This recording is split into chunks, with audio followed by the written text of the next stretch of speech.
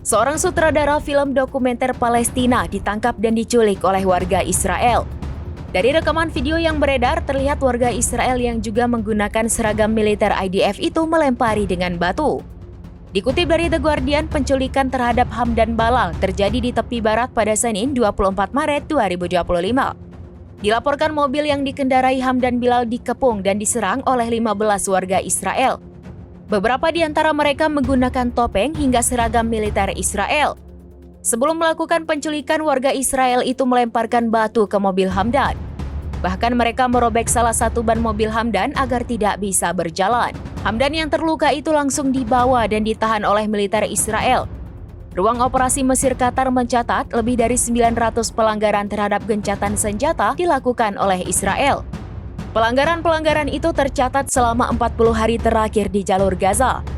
Hal itu diungkap oleh Wakil Perdana Menteri dan Menteri Luar Negeri dan Ekspatriat Aiman Safadi.